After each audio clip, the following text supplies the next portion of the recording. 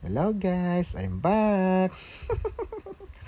Nagluto na naman tayo ng masarap na ulam guys. Adobong manok sa atsuete at saka kardilyo na isda guys.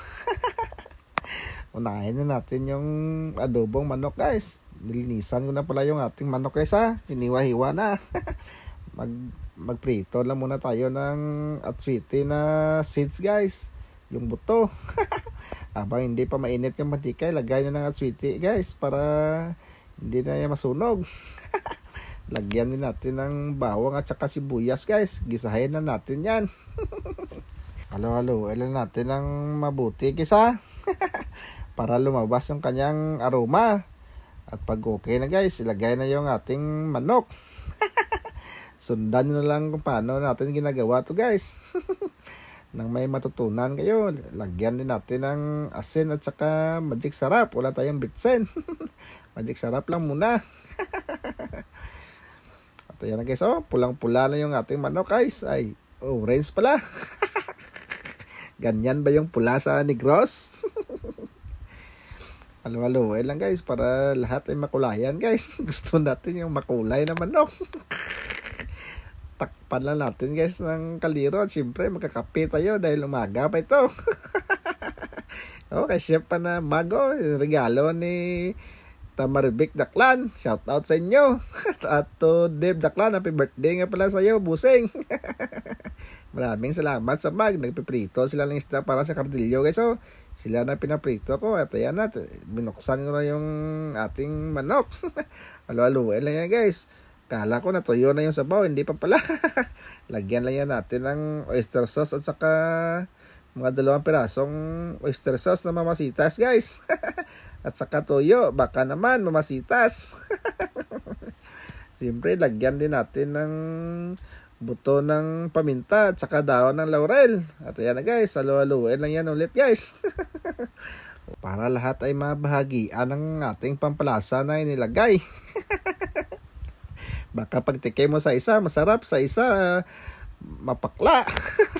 O di kaya maalat. Kaya mas mabuti ng halo-haloin natin. Tinakpan lang ulit natin at pinuksan. At ayan na, pag medyo konti na lang yung sabaw, nilagyan na natin ng asukal at saka suka. Titimplahan na natin yan.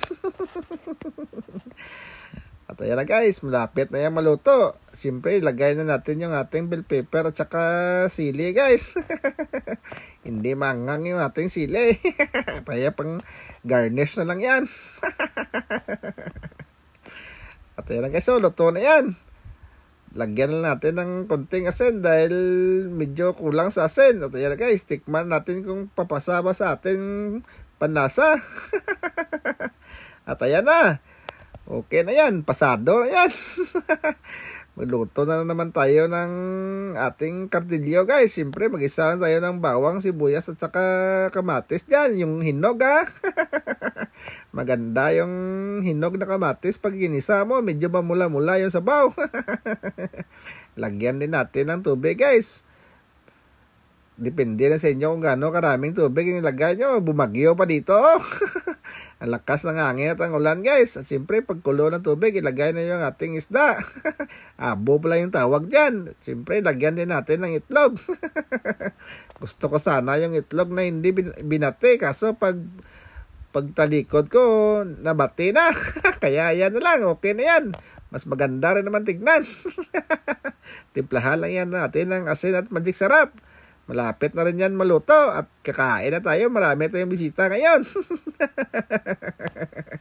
At ayan na guys, oh, malapit na yan maluto. Ay, luto na nga pala yan. Siyempre, lagyan din natin yan ng bell pepper at saka sili. At saka dahon ng sibuyas rin pala para mabango. So hanggang dito lang yung ating video. Maraming salamat sa panonood. Pakishare naman ang video to. Paalam, bye-bye.